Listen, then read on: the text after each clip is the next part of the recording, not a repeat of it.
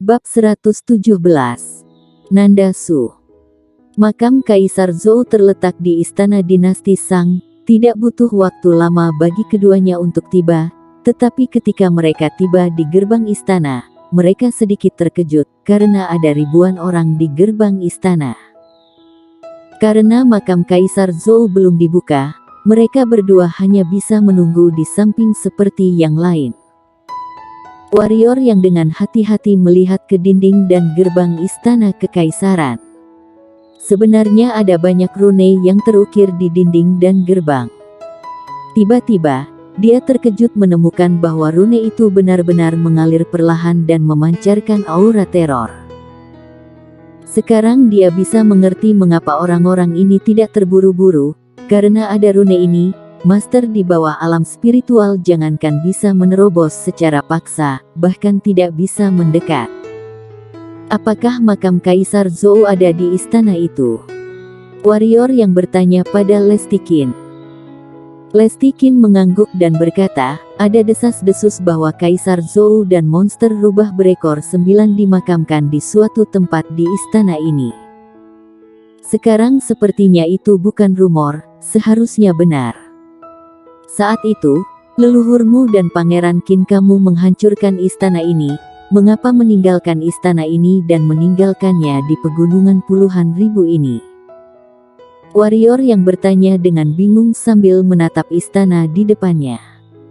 Karena istana ini dikutuk oleh guru kaisar dinasti Shang. Lesti Qin berkata dengan sungguh-sungguh, saat itu, guru kaisar dinasti Shang bernama Shen Gongbao bukan hanya master alam kaisar yang kuat saat itu, dia juga pesulap tingkat atas. Pesulap pada dasarnya telah hilang sekarang, jangan tanya aku tidak begitu jelas. Singkatnya, pesulap semacam ini memiliki kemampuan yang sangat kuat, seperti meramal, pengusiran setan, dan kemampuan yang luar biasa. Sebelum dia menghilang, dia mengutuk ibu kota kekaisaran dengan darah seluruh tubuhnya, dan menghancurkan feng shui dan energi spiritual ibu kota kekaisaran. Oleh karena itu, 6 kekuatan utama yang berpartisipasi saat itu, termasuk kerajaan monster hitam mengabaikan istana ini. Ternyata begitu. Warrior yang mengangguk, dan bertanya, kalau begitu kenapa kekaisaran Qin kamu tidak mengambil harta di istana ini saat itu?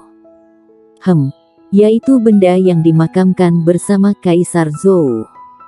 Lesti Qin melotot pada warrior yang menepuk dahinya dengan telapak tangannya, seolah-olah kamu idiot. Hei, bisakah jangan bersikap seperti ini? Lesti Qin membuat warrior yang sangat kesal. Adik, kamu sangat konyol dan imut.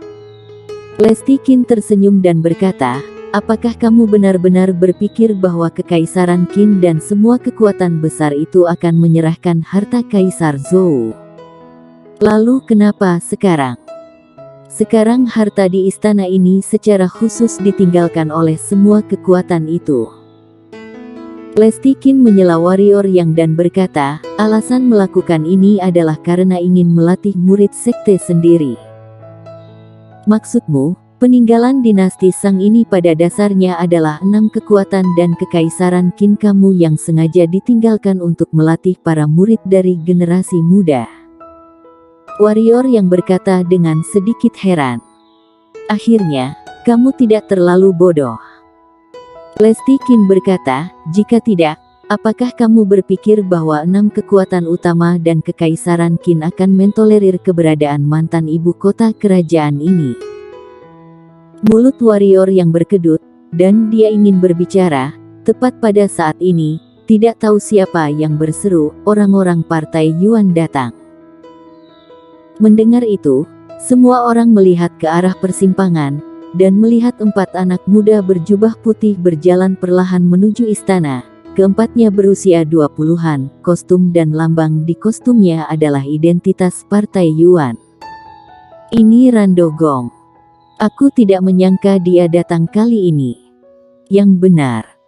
Maksudmu Rando Gong yang masuk peringkat murid bagian luar ke-36 di partai Yuan? Ya. Aku cukup beruntung untuk bertemu dengannya sekali. Saat itu, dia membunuh alam bawaan dengan kemampuannya sebagai pendekar hitam peringkat ke-9. Itu sensasi. Aku tidak menyangka dia akan tertarik dengan makam Kaisar Zhou. Mendengar kata-kata ini, semua orang di sekitar menarik napas. Pendekar hitam peringkat 9 memenggal kepala alam bawaan. Kekuatan seperti itu benar-benar bisa digambarkan sebagai horor. Berempat orang Partai Yuan mengabaikan semua orang, berjalan lurus ke kiri gerbang istana, dan kemudian terdiam, seolah-olah semua orang tidak ada. Adik, kamu juga pendekar hitam tingkat 9 pembunuh alam bawaan. Lesti Qin tertawa. Warrior yang tidak peduli dengan Lesti Qin, matanya berhenti sejenak pada pria bernama Rando Gong. Di antara keempatnya, orang ini membuatnya merasakan aura bahaya. Ya, itu adalah aura bahaya. Menurut perkiraannya, kekuatan orang ini pasti tidak akan lebih lemah dari budak pedang alama bawaan tanpa air di pagoda monster pedang. Dan orang ini hanya menempati peringkat murid bagian luar ke-36 di Partai Yuan, dibandingkan dengan peringkat murid bagian luar dari Sekte Pedang. Peringkat murid bagian luar Partai Yuan ini benar-benar tidak hanya sedikit lebih kuat. Adik, apakah kamu ingin melawannya? Lesti Qin terkekeh, takut dunia tidak kacau. Apakah kamu ingin kakak menciptakan kesempatan untukmu? Warrior yang memelototi Lesti Qin dengan ganas, dan berkata, jangan lupa tujuan kita datang ke tempat ini. Ih, sayang sekali, kakak masih ingin melihat kekuatan adik yang sebenarnya, sekarang tidak ada kesempatan. Lesti Qin penuh penyesalan. Orang-orang Sekte Pedang datang. Pada saat ini, seseorang di lapangan berseru lagi. Warrior yang menoleh setelah mendengarnya, dan benar saja, 3 murid Sekte Pedang yang memegang pedang panjang berjalan perlahan. Ketiga murid Sekte Pedang itu melirik ke arah kerumunan di sekitarnya, lalu melihat ke posisi Partai Yuan. Akhirnya, mata mereka tertuju pada tubuh Yuan Wargong. Yuan War tampaknya merasakannya. Dia membuka matanya dan melirik ketiga orang Sekte Pedang. Kilatan penghinaan melintas di matanya, dan kemudian menutup matanya lagi. Ini mengabaikan. Ekspresi ketiga orang Sekte Pedang sedikit masam. Pemuda yang memimpin mendengus dingin, lalu berjalan ke kanan gerbang istana. Warrior yang melirik mereka bertiga dan kemudian menarik pandangannya, dia tidak mengenal ketiganya. Tetapi ketiga orang ini seharusnya murid pada peringkat murid bagian luar, tetapi tidak tahu di mana peringkat mereka. Adik, apakah kamu benar-benar murid Sekte Pedang? Tanya Lesti Qin tiba-tiba.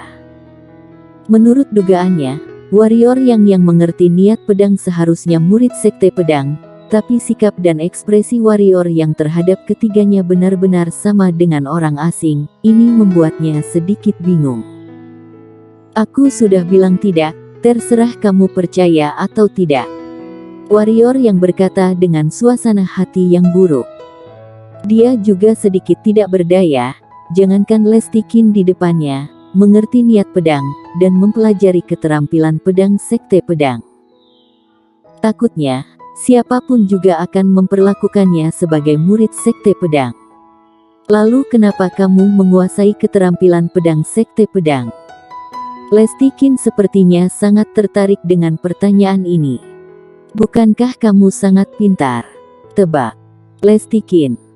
Orang-orang dari Istana Bunga datang. Pada saat ini, ada seruan lain di lapangan.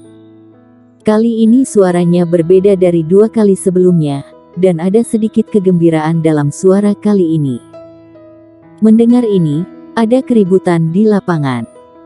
Bahkan 3 murid Sekte Pedang dan 4 murid Sekte Yuan melihat ke kejauhan. Pada saat ini, seorang gadis yang mengenakan gaun biru bermotif bunga perlahan berjalan mendekat. Gadis itu berusia sekitar 20 tahun, terlihat sangat cantik, anggun dan ramping. terlihat seperti pohon willow yang lemah, perlahan-lahan berjalan dan melihat sekeliling, bagaikan ombak yang mengalir, merayu jiwa. Ini Nandasu dari Istana Bunga. Tidak menyangka Nandasu, salah satu dari 4 bunga kecil di pintu luar Istana Bunga juga datang. Dikabarkan bahwa gadis ini pernah bertarung melawan Master Alam pemenang, tetapi tidak tahu apakah itu benar atau tidak. Seharusnya benar, kalau tidak dia tidak akan dijuluki sebagai salah satu dari 4 bunga kecil dari Istana Bunga. Ketahuilah, untuk menjadi salah satu dari 4 bunga kecil, selain cantik, juga perlu kekuatan besar. Partai Yuan, Istana Bunga, dan Sekte Pedang ada di sini. Kali ini sepertinya tidak begitu damai. Memang kenapa? Tujuan mereka seharusnya adalah ruang utama makam Kaisar Zhou, itu tidak bertentangan dengan kita. Di satu sisi, melihat Nandasu yang berjalan perlahan, cahaya dingin melintas di mata warrior Yang, dan tangan yang memegang pedang panjang pun mengepal erat. Tiba-tiba, Nandasu melihat ke arah posisi warrior Yang, dan hati warrior Yang bergidik. Gadis ini memiliki perasaan krisis yang kuat. Untungnya, dia tenang pada waktunya, jika tidak, masalah pasti akan muncul.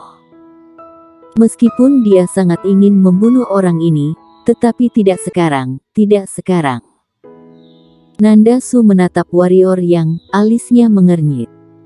Tiba-tiba, matanya tertuju pada macan tutul ungu di bahu warrior Yang.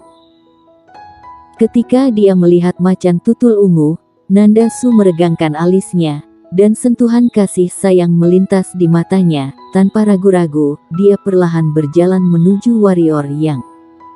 Bersambung.